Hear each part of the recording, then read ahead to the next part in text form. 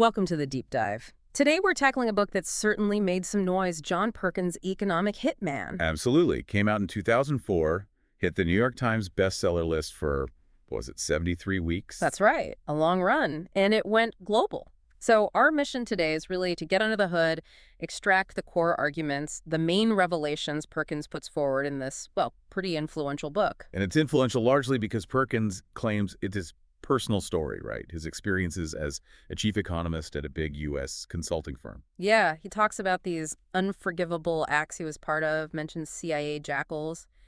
It paints a pretty shadowy picture of global economics. Definitely. And then fast forward to 2016, he releases an updated version, The New Confessions of an Economic Hitman. Right, and in that one, he broadens the argument, doesn't he? He suggests this EHM strategy, as he calls it, wasn't just for overseas. Exactly. He argues it was brought home, basically, used within the U.S. and other developed nations, too. Leading to policies focused on short-term profits over, say, social costs or the environment. He frames it as fostering this resource-devouring death economy. Strong language. It is. Okay, so let's back up a bit. What is this core EHM strategy, according to the original book? The foundational idea. Well, the basic model he describes is this. Richer nations identify poorer nations that have resources they want. Oil is the classic example. Okay. Then, people like him, the economic hitmen, go in to persuade the leaders of those nations to take out massive loans, often using their resources as collateral. And so big loans. For what specifically? For huge infrastructure projects. Think power plants, highways, industrial parks. But here's the kicker. Yeah. The condition is that these projects have to be built by companies from the country providing the loan. Ah, so the loan money essentially flows back to the lending country's corporations. Pretty much. The companies get rich, the projects get built, supposedly. But what's the downside Perkins highlights for the country taking the loan? Well, he argues that while maybe a few local elites benefit, the vast majority of people are actually worse off. Because the money that could have gone into, say, healthcare or education gets diverted to pay off this enormous debt, especially the interest. And the debts become so large, Perkins contends, they basically trap these countries. They become dependent, unable to resist political pressure from the creditor nation. It's about control through debt. A cycle of debt and dependence. Okay, so let's get into Perkins' own story. Part 2 of the book covers how he got into this world. What was his background? It's interesting. He grew up feeling, well, relatively poor compared to the wealthy kids at the boarding school where his father taught. Okay. But he was bright, athletic, got scholarships to good schools, Brown, Middlebury. Then he married Anne. And her family had connections? Yeah, her father was a Navy engineer, and she had this Uncle Frank, who was apparently high up in the NSA. The National Security Agency. Right. So how did he avoid Vietnam and end up, well, here? He went to business school to avoid the draft. And it was around then, he says, that the NSA recruited him. Recruited by the NSA. And then he joined this consulting firm, Maine. He admits he didn't fully grasp what they did at the time. And that's where he met Claudine Martin, the one who trained him. That's the one. She taught him the ropes of being an EHM. A key part was learning to predict the future, making these economic forecasts. Forecasts to justify the huge loans for the infrastructure projects. Exactly. The forecast had to show massive economic growth to make the loans look viable, to make the projects seem necessary. And Perkins mentions she framed this as a proud tradition. Yeah, she apparently talked about this long-standing connection, this symbiosis between government, corporations, and these big multinational outfits, linking it back through history. So making it seem like standard practice, almost noble. Sort of. His first big assignment really put it into practice, Java, Indonesia, part of an 11-man team designing a master energy plan. And his economic forecasts were central to that. Absolutely. His numbers determined how big the power plants and grids would be, and therefore how much money Indonesia needed to borrow. Which brings us to Indonesia as a major case study in Part 3. Why Indonesia? Why was it so important early on? Well, historically, Indonesia, the Spice Islands, was incredibly valuable. Java, in particular, was a huge prize during colonial times, rich in resources. So it fit the EHM model perfectly, according to Perkins. Okay, so he's on the ground in Java. How did the work actually proceed? He worked with a guy named Howard Parker. Yeah, initially, Parker was an older, retired load forecaster. His job was projecting future energy demand, but his projections relied heavily on Perkins' economic growth forecasts. The ones Perkins was supposed to generate. Right, and Perkins says he immediately felt pressure from another figure, someone called Charlie, to make those growth projections really high really fast. Inflated, basically. Pressure to cook the books, essentially. Did Parker say anything? He did. According to Perkins, Howard warned him about Charlie, about the pressure to inflate numbers for personal or corporate gain. Howard told him just to do what he felt was right. So Perkins is caught between this pressure and maybe his own conscience. Exactly.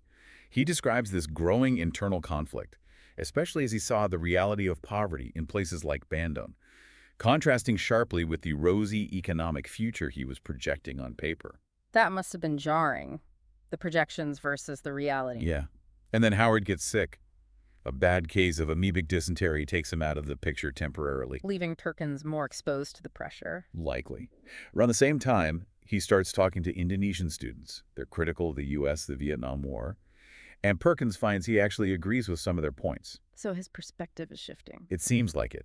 He even describes seeing a traditional puppet show in Bandung that openly mocked Nixon and the World Bank, asserting Indonesian sovereignty. Wow. And he was struck by how savvy the students were about U.S. foreign policy. One apparently suggested the real long-term U.S. target wasn't communism, but the Muslim world, citing the historian Toynbee. That's quite a perspective for back then. So Indonesia was clearly a pivotal experience. What happened after? He mentions a promotion, but also this moral conflict deepening. Yeah, he gets promoted back in Maine, starts reporting to a guy named Bruno Zambati, but he writes about feeling really lonely, isolated, like he'd sold out after Indonesia. And Claudine, his trainer, what was her role then? He says she gave him this manipulative advice, basically, fake it till you make it. Just project total confidence in your forecasts, even if you have doubts. The appearance was key. Maintaining the illusion. And his understanding of the bigger system was growing. Yes. He starts talking about the corporatocracy, this idea of a powerful network of corporations, banks, and governments working together, where profit dictates policy.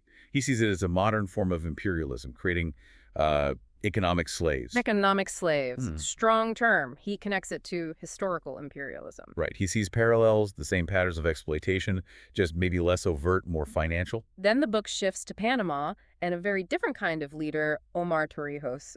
Why was Torrijos significant? Well, Perkins first sets the stage. The history of U.S. intervention, the Canal Zone, the treaties that gave the U.S. so much control. Then Torrijos emerges. And he wasn't like other leaders Perkins dealt with. Not at all. Torrijos was popular, especially with the middle and lower classes. He was determined to get real independence for Panama, push back against U.S. influence.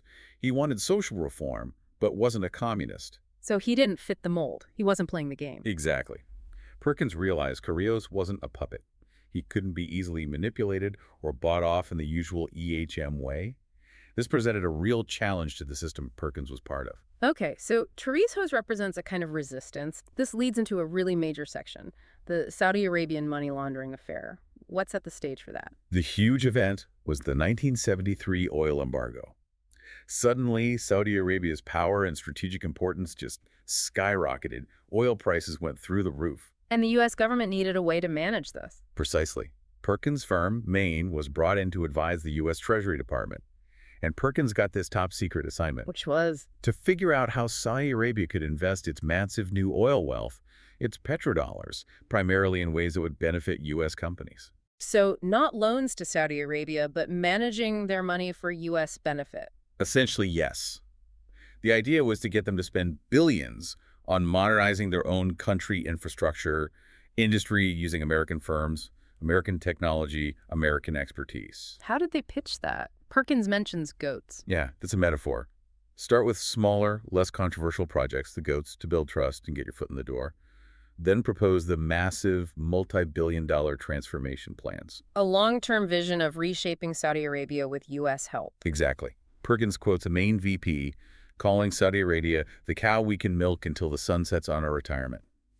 Gives you a sense of the mindset. Pretty cynical. So what was the actual deal, the money laundering part? Okay, so Washington basically struck a deal with the House of Saud. The U.S. guarantees Saudi Arabia's political and military security, keeps the royal family in power. In exchange for? Two key things. One, Saudi Arabia guarantees a stable supply of oil at prices the U.S. finds acceptable. Two, and this is crucial, Saudi Arabia agrees to invest its billions of petrodollars back into U.S. government securities, like treasury bonds. Okay, so they buy U.S. debt. Yes. But then, the interest earned on those bonds wouldn't just go back to Saudi Arabia. The U.S. Treasury would use that interest to pay U.S. companies hired to do the massive infrastructure projects inside Saudi Arabia. Wow. So Saudi oil money flows to the U.S. Treasury, then the interest flows to U.S. companies building things in Saudi Arabia. You got it, a closed loop. Perkins calls it money laundering because it disguises the direct flow of Saudi money paying for U.S. services within Saudi Arabia, all facilitated by the U.S. government. That's incredibly complex. How did they sell this to the Saudis? Perkins mentions needing to convince key people, like a Prince W. Yes. And this is where it gets even more ethically murky, according to Perkins. He describes needing to use influence, and part of that involved using a woman, codenamed Sally, to get close to this Prince W. Using personal relationships or exploiting them. Exploiting them, seems like. He even admits to arranging for a surrogate Sally when the original wasn't available. He's very clear this is part of the darker side of the job. It certainly sounds that way. So this deal, the Samaja Core Agreement, Perkins sees it as a major escalation, a new level of sophisticated economic weapon for building global influence, maybe even empire. He even argues it created weird precedents, like Idi Amin getting asylum in Saudi Arabia later, suggesting it was possible because of the tight U.S.-Saudi relationship underpinning this deal. Okay, let's shift gears slightly. The book then looks at Iran under the Shah. How was that situation different? Iran was oil-rich too, right? Didn't need loans like Indonesia. Correct. So the strategy wasn't about debt entrapment. It was more about propping up the Shah, building him up internationally as this great modernizer, this symbol of progress. Despite opposition. Despite huge opposition, especially from the religious establishment, the mullahs, and Perkins argues, much of the population. He recounts talking to someone called Doc, who was close to the mullahs, and explained the deep-seated hatred many Persians felt for the Shah and his regime. Perkins was actually in Iran when things started to unravel. Yeah, near the end. He describes meeting an old friend in Tehran, Farhad, who basically told him, "Get out now, it's about to explode." And it did explode. It did. Yeah. The opposition, galvanized by Ayatollah Khomeini returning from exile, led to massive protests, riots, bombings. The Shah fled, and the Islamic Revolution took over. A major blow to U.S. influence, built partly on that EHM strategy of propping him up. Another complex situation. Then there's Colombia. What was the angle there?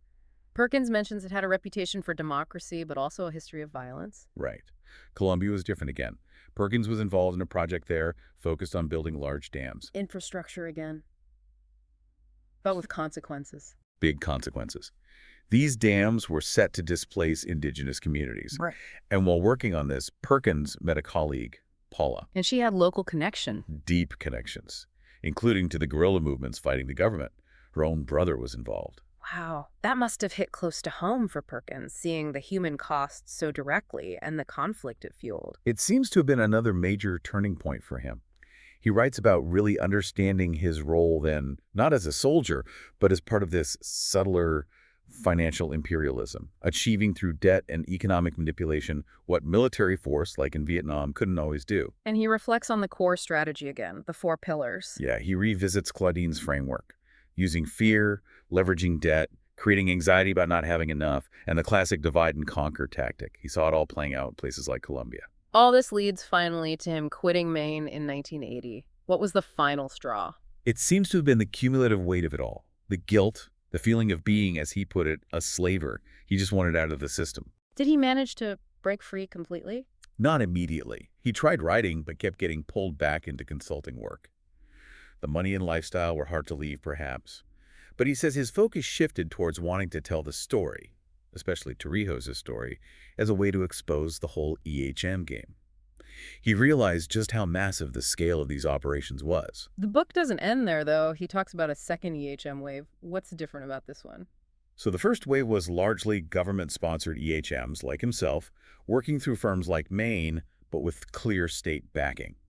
The second wave, he argues, is more diffuse. It involves executives across many industries. Driven by what? Primarily maximizing profit in an era of deregulation. He points to the influence of economists like Milton Friedman, emphasizing shareholder value above all else. Many examples he gives. He mentions Harkin Energy, involving George H.W. Bush before his presidency, getting favorable deals in Bahrain. He also interprets the invasion of Panama under Bush Sr. as a sign that when EHM tactics failed with Noriega, the military option came back. The jackals stepping in, perhaps? Maybe. And he sees the first Gulf War in Iraq, similarly.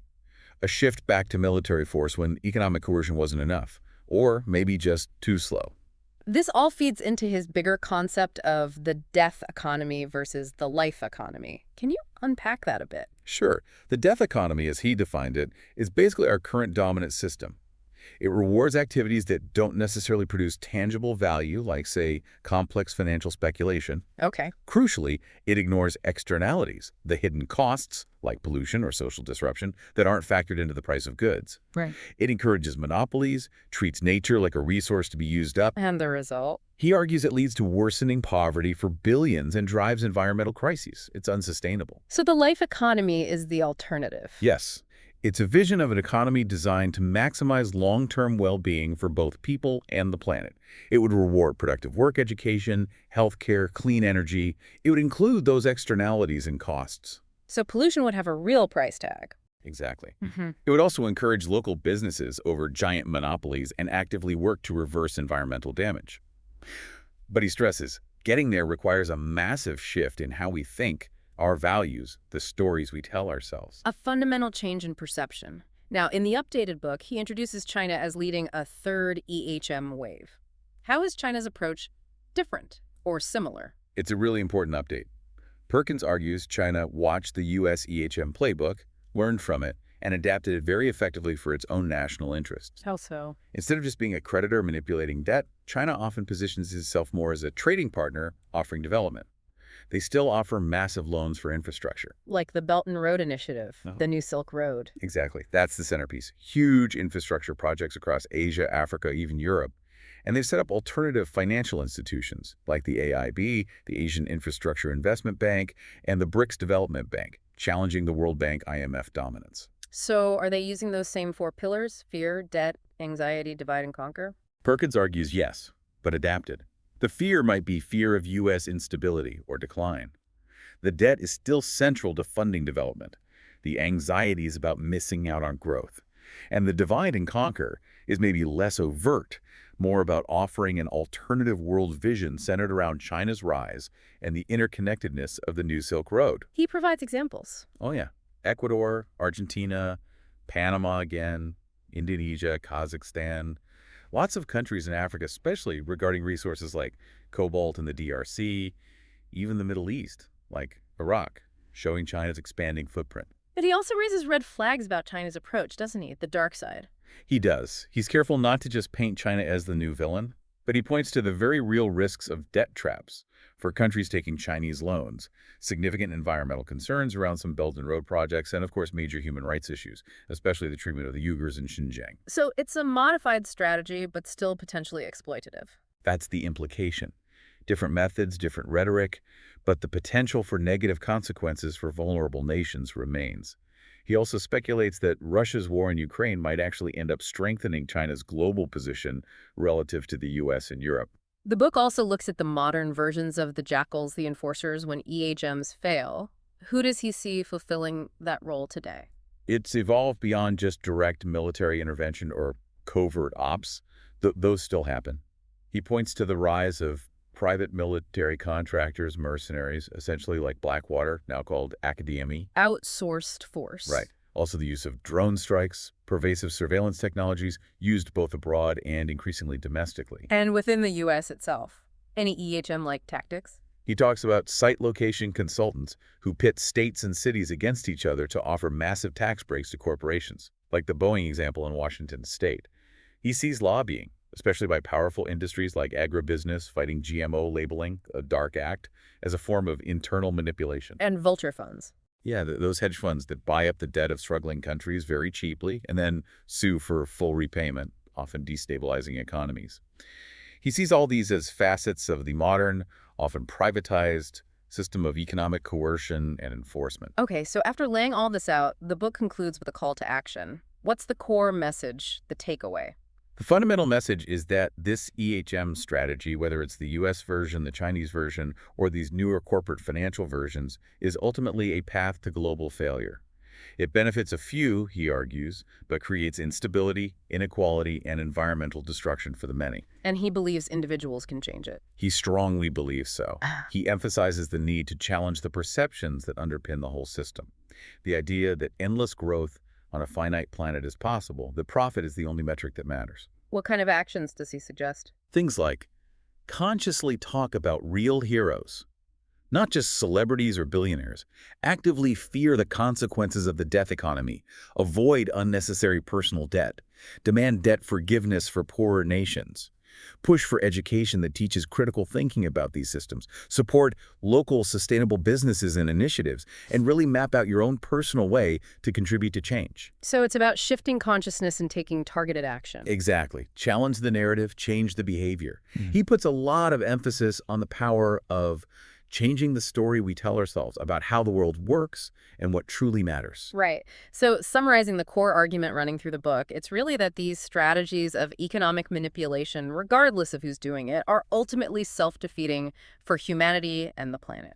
That's the essence of it. Prioritizing short-term profit and power for a small group over the long-term well-being of people and the environment is, in his view, a recipe for disaster. And he argues we all have a role in pushing back against that paradigm. This has been a really fascinating and frankly quite sobering deep dive into economic hitman. It definitely leaves you with a lot to think about regarding global power, economics, and our collective future. It certainly does. And maybe a final thought to leave you with. Building on Perkins' work, given these recurring historical patterns of exploitation and the way these tactics keep evolving from colonialism to EHMs to maybe AI-driven economic influence, next, what are the most critical blind spots, the core assumptions we still hold, that we absolutely need to confront if we're ever going to genuinely build that global life economy Perkins envisions? That's a powerful question to ponder. Definitely worth exploring Perkins's work further and really grappling with those concepts of the death and life economies if you want to understand these pressing global challenges.